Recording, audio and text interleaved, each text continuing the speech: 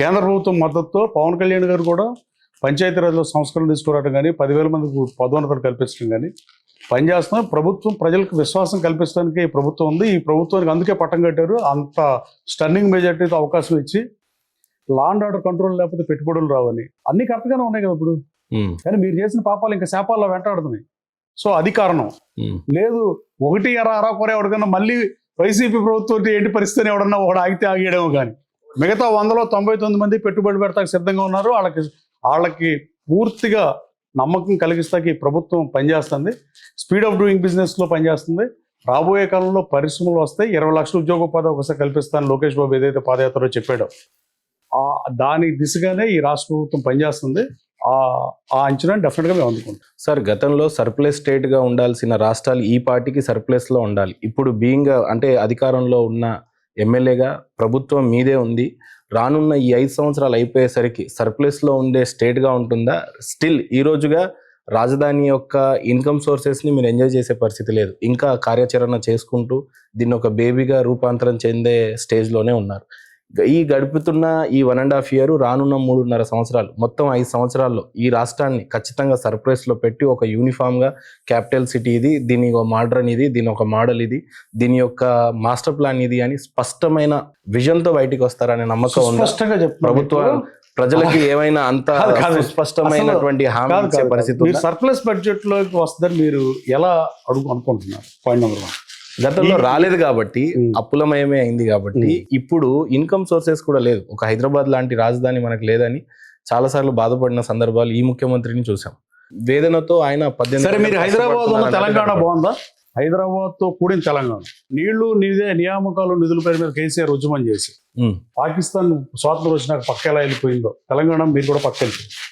మీరు హ్యాపీగా ఉన్నారా? మీరు సర్ప్లస్ బడ్జెట్ లో ఉన్నారా? హైదరాబాద్ ఇన్కమ్ ఉండి కూడా మీరు సర్ప్లస్ ఎందుకు లేరు? అంటే నా ఉద్దేశం ఏంటంటే సార్, ఇక్కడుండే ఈ రాజధాని, ఇక్కడ ఉండాల్సినటువంటి సదుపాయాలు రానున్న 5 సంవత్సరాల్లో సుస్పష్టమైన రాజధాని ఉంటుంది. బడ్జెట్ సర్ప్లస్ లో ఉండాలనేది ఉద్దేశం కాదు, కానీ స్పష్టంగా మాకు ఒక రాజధాని ఉంది, మాకు ఒక ఇన్కమ్ సోర్స్ ఉంది, మేము ఈ పెట్టుబడిదారులను మేము అట్రాక్ట్ చేయగలుగుతున్నాం. ఈ రోజు కూడా రాజధాని కాని ప్లేస్ లో ఫైనాన్షియల్ ఇన్వెస్టర్స్లని మనం హామీలు ఇస్తా ఉన్నాం. ఐటీ పార్క్స్ అక్కడ పెట్టమని. IT very clear sir. IT అనేది వైజాగ్ అనేది చెప్పింది ప్రభుత్వం. దాంట్లో నో డివియేషన్. నేను అదే ఈ రాష్ట్రానికి రాజధాని ఇంకా సెటిల్డ్ అయినా కూడా పేరుకి అమరావతి కానీ రాజధాని విరజల్లే విధంగా హైదరాబాద్ బెంగళూరుతో పోటీ పడే విధంగా నిజంగా చాలా టైం పడుతుంది. అది ఎన్ని సంవత్సరాలు అయినాయి అంటారు? చెన్నై 20-30 సంవత్సరాలు ఈజీగా పట్టవచ్చు. అంతకాలం పట్టదు. అప్పుడు యుగం వేరు. 1991 ఆర్థిక సంస్కరణ రాకముందు చంద్రబాబు నాయుడు గారి మీద స్పష్టమైన నమ్మకం. మోడీ గారు ఇప్పుడు అధికారంలో ఉన్నది వేరు. చంద్రబాబు నాయుడు గారు ఇప్పుడు రాష్ట్రంలో దేశంలో 3వ స్థానానికి ఫైనాన్షియల్ ఎకానమీగా పెరిగాం. 5 ట్రిలియన్లు ఈక్వల్ గా ఉన్నప్పుడు ఇండియా చైనా వాళ్ళు 30 ట్రిలియన్ వెళ్ళారు. మనం వెళ్ళైపోయామంటే చైనా ముందుకెళ్ళింది. అలాగే ఇక్కడ ఈ అమరావతి అనేది ఎట్టి పరిస్థితుల్లో వచ్చే 5 ఏళ్ళు కూడా అధికారం మాదే. 10 సంవత్సరాల్లో అంటే బై 2029కి అమరావతి ఎట్టి పరిస్థితుల్లో ఇన్కమ్ ని జనరేట్ చేసి డబ్బుల్ని ప్రభుత్వానికి ఫీడ్ చేసే స్థాయికి అమరావతి డెఫినెట్ గా ఎదుగుతుంది. దాంట్లో ఏమాత్రం అనుమానం లేదు. రవ్వంత అనుమానం కూడా అక్కర్లేదు. డేటా సెంటర్లు కాదు, క్వాంటమ్ సిటీ కాదు. చెప్పండి, హైదరాబాద్ లో ముఖ్యమంత్రిగా ఉన్నప్పుడు చంద్రబాబు నాయుడు గారి మీద కొన్ని ఆరోపణలు చేసిన విద్యుత్ రంగంలో సంస్కరణ తెచ్చింది ఎవరు? దేశం మొత్తం హర్షించదగ్గ ముఖ్యమంత్రి. మళ్ళీ ఇప్పుడు విద్యుత్ సంస్కరణలు తీసుకొచ్చి 13 పైసలు తగ్గించి ట్రూప్ ఛార్జెస్ 4,495 కోట్లు ప్రజాధనం ప్రజల మీద భారం వేయకుండా ప్రభుత్వమే పెట్టుకుంటుంది. ఇన్ని చేస్తా సర్ప్లస్ ఒకప్పుడే ఎలా వస్తాం? కరెక్ట్. మీరు అప్పచెప్పిన పాపాలు, మీరు అప్పచెప్పిన అప్పులు, మీరు చేసిన తప్పులు ఎన్ని సరిచేయటాకే ముఖ్యమంత్రి గారికి 12 గంటలు సరిపోవట్లేదు, 16 గంటలు పనిచేయాల్సి వస్తుంది. ఒక పక్క మైక్రోసాఫ్ట్ ని, గూగుల్ ని తీసుకొచ్చడానికి అహర్నిశలు మీరు కష్టపడుతుంటే మాకు డేటా సిటీ వద్దు, క్వాంటమ్ సిటీ వద్దు, నెట్వర్కింగ్ అవసరం లేదు, మాకు ఇక్కడ ఉద్యోగ కల్పన లేదంటే డెవలప్మెంట్ కావాలి, మీరు మాటలతోనే 5 స్టార్ హోటల్, చార్టెడ్ ఫ్లైట్ వెళ్ళటానికి ఒక ఎయిర్పోర్ట్ లో ప్లేసు, రిషికొండలో ప్యాలెస్ ఇవి ఉంటే సరిపోతుంది ఆంధ్ర రాష్ట్రం అభివృద్ధి చెందని వైసీపీ అనుకుంటే మేము చేయగలిగేది కూడా ఏం లేదు. So sorry to say this, కానీ ఈ రాష్ట్ర ప్రభుత్వం మీద ప్రజలకు నమ్మకం ఉంది. ప్రజలు నమ్మకం ఉండే ఎన్నుకున్నారు. మాకు 5 సంవత్సరాలు అధికారం ఇచ్చిందని మీరు చూస్తా ఊరుకోకుండా పిచ్చి ప్రాలాపనలు, పెట్టుబడులు ఆపటం రాష్ట్రానికి ఏ రకంగా ప్రయోజనం? మీ పార్టీ వల్ల స్పష్టంగా వైఎస్ఆర్సీపీ అడ్డుపడుతుందనే చెప్తావచ్చు. 100% వాళ్ళు ట్రై చేస్తున్నారు. అలా అంటారు. ఏ రకంగా అంటారు? లేఖలు రాశారు, నీ మధ్య పేపర్లో చదివాం కదా, మీరు రావద్దు, ఇన్వెస్ట్ చేయొద్దు అని. అయినా 26.3 లక్షల కోట్లలో 1/4 ఆఫ్ ఇన్వెస్ట్మెంట్స్ ఆంధ్ర వచ్చినాయి అంటే Jagan has to welcome. Jagan అనే ఆయన చంద్రబాబు నాయుడు గారిని అభినందించి తీరాలి ఈ విషయం. అంటే ఈ లెటర్ Google అనేది తెచ్చినందుకు లోకేష్ ని మీరు అభినందించి ఆరోపణలు తీరాలి. చేస్తున్నారు, లోకేష్ నిజంగానే బాబు. ఆధారాలు ఉన్నాయా? ఏది ఈ లెటర్ రాయటం గూగుల్ రావద్దు అని అంటే ఈ అసలు రకంగా పేపర్ స్టేట్మెంట్ మీ ప్రస్తుతం చెప్తున్నారు ఆంధ్ర కదండి. రాష్ట్రం ఎవరు కూడా క్షమించారు అలాంటి కాదండి, ముఖ్యమంత్రిని మీ మరి. ప్రస్తుతం చెప్తున్నారు కదండి. ప్రస్తుతం చెప్తున్నారు కదా వాళ్ళే. ఏమో చెప్తున్నారు వాళ్ళు మాట్లాడే మాటలే. నా మాటలు వాళ్ళ మాటలు నా మాటలే నేను చెప్పట్లా. వాళ్ళు మాట్లాడేదే వాళ్ళు అన్నిటికీ వ్యతిరేకం అంటారు. ఇప్పుడు గూగుల్ అంటే జాబ్లు ఎన్ని వస్తాయి అంటారు ఒకరోజు, రెండో రోజు ఇంకొక ఆయన ప్రెస్ మీట్ పెడతాడు, అసలు గూగుల్ మా వాళ్ళే వచ్చిందంటాడు, అదాని తెచ్చాడు, అదానితో మేము డీల్ చేసాం అంటారు.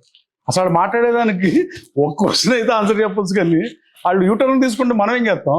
రాయలసీమ లిఫ్ట్ ఇరిగేషన్ ప్రాజెక్ట్ గురించి మాట్లాడినట్లయితే అక్కడ తెలంగాణలో మాట్లాడినటువంటి రేవంత్ రెడ్డి ముఖ్యమంత్రి గారు చెప్పిన తర్వాత నా మీద నమ్మకంతో అక్కడ ప్రాజెక్ట్ ఆపేశారు అనేది ఒక ఆరోపణ వైఎస్ఆర్సీపీ చేస్తుంది. ఆ ప్రాజెక్ట్ ఆగింది. కృష్ణా డెల్టా వాటర్ ఇక్కడ ఎక్కువగా వాడుకోవాలనుకుంటే అక్కడ ఆ ప్రాజెక్ట్ నడవాల్సిందే అన్నట్టుగా నిన్ననో మొన్న ప్రెస్ మీట్ పెట్టారు జగన్మోహన్ రెడ్డి గారు. సో ఆ ప్రాజెక్ట్ గురించి ఉన్న ఇన్ఫర్మేషన్ ఏంటి మీ దగ్గర?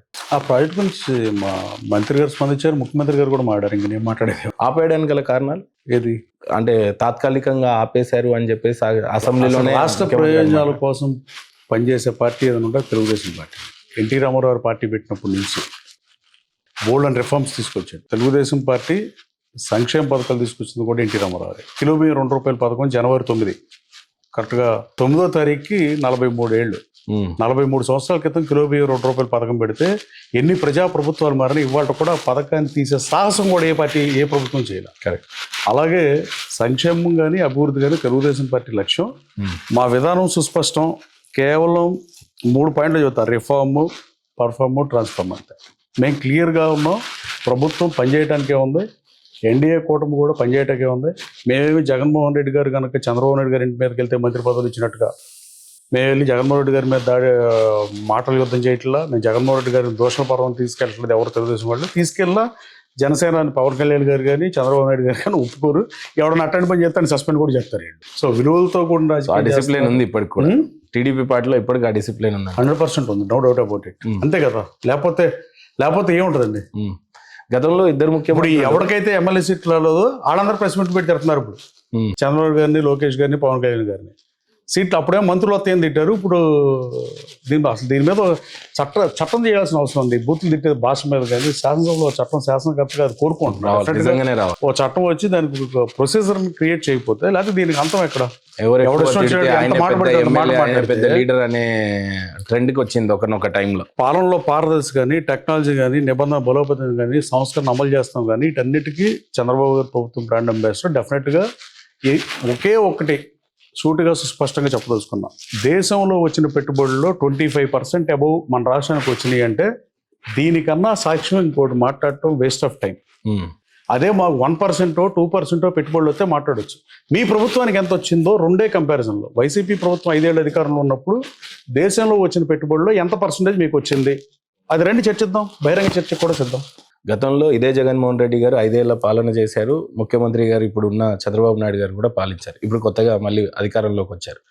ఇద్దరి బలబలాల గురించి మాట్లాడాలి, కంపేర్ చేయాలి. చంద్రబాబు నాయుడు గారి ప్లస్ మైనస్లు జగన్మోహన్ రెడ్డి గారితో మాట్లాడాలంటే కంపారిజన్ ఆఫ్ ముఖ్యమంత్రి ఏ రకమైనటువంటి కంపారిజన్స్ ఇస్తారు? ఇలాంటి కంపారిజన్లు ఎక్కువసార్లు శాసనప్పుడు చేస్తున్నాడు. అడిగితే బెటర్. నేను ఫస్ట్ టైం ఎమ్మెల్యేను కాబట్టి, బట్ అయినా ట్రై చేస్తానికి ఆన్సర్. చంద్రబాబు నాయుడు గారు రాష్ట్ర ప్రయోజనాల కోసం పెట్టుబడులు తీసుకొచ్చి సంస్కరణలు ప్రవేశపెట్టి అడ్మినిస్ట్రేటర్గా మంచి పేరు సంపాదించుకున్న నాయకుడు. ప్రపంచవ్యాప్తంగా ఆయన అరెస్ట్ అయినప్పుడు ఒక రకంగా బాధాకరమైన అరెస్ట్, కానీ ఆయన అరెస్ట్ అయినప్పుడు ప్రజలు స్పందించిన తీరు కానీ, దేశ విదేశాల్లో తెలుగులు బయటకు వచ్చి సంఘీభావం వ్యక్తం చేయడం అనేది ఆయన కళతో ఆయన చూసుకున్న ఏకైక నాయకుడు ఈ ప్రపంచంలో ఆయన ఒకడే. అలాగే క్రెడిబిలిటీ ఆయన కళ్ళ ముందే అది యూజువల్గా చూసుకునే అవకాశం రాదు. ఆయన జైలుకి వెళ్తాం చాలా బాధాకరం, కానీ 53 రోజులు జైలు జీవితం నరకం. కానీ బట్ జగన్మోహన్ రెడ్డి చంద్రబాబు నాయుడు గారికి ఒక రకంగా ఇండైరెక్ట్ హెల్ప్ చేశాడు. చంద్రబాబు నాయుడు గారు ఆయననే ఈ ప్రపంచంలో ఉన్న తెలుగు వాళ్ళందరూ నేను ఇంత చేసినందుకు నాకు కృతజ్ఞతగా, నా మీద ఇంత కృతజ్ఞత ఆరాధనా భావం ఉందా అని చంద్రబాబు నాయుడు గారికి తెలిసి వచ్చింది మాత్రం బికాస్ ఆఫ్ జగన్మోహన్ రెడ్డి. అలాగే జగన్మోహన్ రెడ్డి గారికి ఆయనకి పోల్చినాం. జగన్మోహన్ రెడ్డి గారు చంద్రబాబు నాయుడు గారి కన్నా తక్కువ వయసులో ముఖ్యమంత్రి ఏం అవలా. చంద్రబాబు నాయుడు గారే తక్కువ వయసులో ముఖ్యమంత్రి అయ్యాడు 95లో. కానీ ఆయన అవకాశాలను వినియోగించుకున్నాడు, అవకాశాలను అందిపుచ్చుకున్నాడు, రాష్ట్రాన్ని ముందుకు తీసుకెళ్ళాడు, పురోగమన దిశలో ప్రయాణం చేపించాడు. కానీ ఈయనకి 5 ఏళ్ళు అధికారం ఇస్తే, ఒక్క ఛాన్స్ అని అధికారం ఇస్తే ఆ ఒక్క ఛాన్స్కే సరిపెట్టుకుందాం అన్నట్టుగానే పరిపాలించాడు నేను భావిస్తున్నా. ఆయన అన్ని 3 రాజధానులు అసలు ఏది కాదని వైనాట్ 175 సిద్ధం ఏందండి ఆయన వైనాట్ 175 అసలు రాజకీయాలు సాధ్యమేనా? ఇది కదా వైనాట్ 175 అన్నాడు సిద్ధమని దిగిపోయారు. అసలు తల్లిని ఎవరన్నా గౌరవ అధ్యక్షుల పార్టీ పదవికి మంద ముందు రాజీనామా చేపిస్తారో 2 లక్షల మంది ప్రజలు ఉన్న ప్లేనరీలో. జగన్మోహన్ రెడ్డి చేసిన తప్పులు ఎన్ని, ఆయన తప్పుల్ని ఆత్మావలోకనం చేసుకుని పెట్టే బెటర్. కాగ్ రిపోర్ట్లు చూడండి, ఏ ప్రభుత్వాన్నైనా కాగ్ రిపోర్ట్లో చిన్న అంశాల్లో ఇక్కడ తప్పు జరిగిందని లోపాలు ఎత్తి చూపిస్తుంది కంట్రోల్ ఆడిట్ జనరల్. కానీ వైఎస్ఆర్ కాంగ్రెస్ పార్టీ ప్రభుత్వం దారుణాలు చేసిందని కాగ్ రిపోర్ట్ ఉంది. కాగ్ రిపోర్ట్ ఇప్పుడు జగన్మోహన్ రెడ్డి గారు చదువుకుంటే బెటర్, ఇప్పుడైనా ఏం చేయకూడదు వాట్ నాట్ కూడా తెలుసుకుంటే బెటర్. వాళ్ళు జగన్మోహన్ రెడ్డి గారిని చంద్రబాబు గారితో పోల్చడమే కరెక్ట్ కాదు నా ఉద్దేశంలో. ఆయన 15 సంవత్సరాలు ముఖ్యమంత్రిగా చేశాడు, ఇప్పుడు 16 సంవత్సరాలు ముఖ్యమంత్రిగా పనిచేశాడు. దాదాపు 70 ఏంటంటే 48 సంవత్సరాల నుంచి రాజకీయాల్లో ఉన్నాడు. దాదాపు అతని వయసు అంతా అవతలైన వయసు అంతా ఈయన రాజకీయ అనుభవం ఉంది. ఈయనతో పోల్చడమే కరెక్ట్ కాదు. లోకేష్ బాబుతో పోల్చొచ్చు. లోకేష్ బాబు 2024 అధికారంలోకి వచ్చిన తర్వాత ఒక మంత్రిగా తను పనిచేసిన తన శాఖ మీద కానీ 20 లక్షల ఉద్యోగ ఉపాధి అవకాశాల కల్పన కానీ, పెట్టుబడులు తీసుకొస్తాం కానీ, గూగుల్ తీసుకొస్తాం కానీ, నెట్వర్క్ ఎస్టాబ్లిష్ చేయడం కానీ, ఆస్ట్రేలియా, కెనడా, యుఎస్ ఎక్కడైతే పరిశ్రమలు పెట్టగలిగిన ఔత్సాహిక పారిశ్రామికతను ఐడెంటిఫై చేయడం కానీ, రాష్ట్రానికి పెట్టుబడులు తేటంలో కానీ లోకేష్ ఫార్ బెటర్ ఉన్నాడు. No doubt about it. Lokesh Babu 100% Jaganmohan Reddy గారి గురించి గూగుల్ చేయండి, ఓన్లీ మీకు వచ్చేది డీబీటీ చేసే డైరెక్ట్ బెనిఫిషరీ ట్రాన్స్ఫర్ చేశాడు, లేకపోతే నవరత్నాలు అమలు చేశాడు. ఇంకంతమంది మీ గూగుల్లో ఏం రాదు. లోకేష్ బాబు ఈ సంవత్సరంన్నరలో మంత్రిగా చాలా ఎక్కువ చేశాడు. ఈ కంపారిజన్లో కూడా లోకేష్ బాబును అందుకునే స్థాయిలో జగన్మోహన్ గారు లేడని నేను మనస్ఫూర్తిగా వ్యక్తిగతంగా అంటే ఒక ముఖ్యమంత్రి మినిస్టర్ గారి స్థాయిని కూడా అందుకోలేని స్థితిలో కంపేర్ చేస్తున్నారు మీరు. అలా అని చెప్పాలా అంటే రాష్ట్రానికి రాబోయే ముఖ్యమంత్రి, future leader of the state decide చేశారు లోకేష్ గారు. డిసైడ్ చేయటం 100% ప్రజలు కోరుకుంటారు, తెలుగుదేశం పార్టీ శ్రేణులు కోరుకుంటున్నాయి. డెఫినెట్గా ఆయన ముఖ్యమంత్రి క్యాండిడేట్ ఫ్యూచర్లో. చంద్రబాబు నాయుడు గారి తర్వాత లోకేష్ బాబు పరిపాలిస్తారు ఈ రాష్ట్రాన్ని. ఈ రాష్ట్ర దశ దిశ మారుతానికి దానికి అడుగులేస్తున్నాడు. ఇప్పటికి చాలా ప్రూవ్ చేసుకున్నాడు. ఆయన తను మాజీ ముఖ్యమంత్రి కన్నా ఎక్కువ ప్రూవ్ చేసుకున్నాడని నేను బలంగా నమ్ముతున్నా. ఇది మీడియాలో ఇంటర్వ్యూ ఇవ్వడం కోసం, నేను ఉన్న పార్టీని పొగట్టడం కోసం ఇదేం అతిశయోక్తి కాదు. You can check the record. Google తెచ్చాడా తేలేదా? ఈ పెట్టుబడుల తీర్థంలో లోకేష్ బాబు పాత్ర ఉందా లేదా? విద్యా రంగంలో సంస్కరణలు తీసుకొచ్చాడా తీసుకురాలేదా? డొక్కా శాతం భోజన పథకం పెట్టలేదా? ఆఖరికి మన వరదలు వచ్చినప్పుడు టెక్స్ట్ బుక్లు కంప్యూటర్లో ఇవ్వాలిస్తే సింగనగర్లో వరద వచ్చినప్పుడు సెప్టెంబర్ 2024 గవర్నమెంట్ ఇంతవరకు ఎప్పుడు ప్రైవేట్ స్కూల్కి టెక్స్ట్ బుక్లు నోట్బుక్లు ఇవ్వాలా? నేను వెళ్ళి అడిగిన వెంటనే రూల్స్ మార్చి వాళ్ళందరికీ సింగనగర్లో ఉన్న అన్ని స్కూల్స్కి ఇచ్చాడు. కంప్యూటర్లు ఇవ్వాలంటే ప్రభుత్వం ఒప్పుకోకపోతే నేను చంద్రబాబు నాయుడు గారు ఆ రోజున సిఎస్ని అడిగితే గవర్నమెంట్ నుంచి కంప్యూటర్ ప్రైవేట్ స్కూల్స్కి ఇవ్వలేమని చెప్తే నేను సెంట్రల్ బ్యాంక్ చైర్మన్ చేసినప్పుడు సిజిఎఫ్ ఫండ్ ఉంటుంది సార్, అది అడిగేస్తానని చెప్పాను. థ్యాంక్స్ టు కేడీసీసీ వినియోగించుకుంటే మేనేజ్మెంట్. నా కాన్షియస్ కాదు అది సింగనగర్, బట్ స్టిల్ కాంటాక్ట్ అయితే 60 స్కూల్స్కి మేము కంప్యూటర్లు కేడీసీసీ బ్యాంక్ నుంచి ఇచ్చాం. చిన్న ప్రైవేట్ స్కూల్స్ వాళ్ళు కొనుక్కోలేని, అంటే 20-30 మంది పిల్లల స్కూల్స్ నడిపే స్కూల్స్, ప్రైవేట్ స్కూల్స్. సో విద్యా వ్యవస్థలో మార్పులు తీసుకొస్తున్నాడు, పరిశ్రమలు తీసుకొస్తున్నాడు, 20 లక్షల ఉద్యోగ ఉపాధి అవకాశాలు కల్పిస్తారని పనిచేస్తున్నాడు. అశోక్ లైలాండ్ని వాళ్ళు వెనక్కి వెళ్ళిపోయారు నా కాన్స్టిట్యూన్సీలో. వాళ్ళతో ఒక మీటింగ్తో అశోక్ లైలాండ్ వెనక్కి ఓపెన్ చేశాడు. So he proved a lot right. So that's why I'm comparing between these two.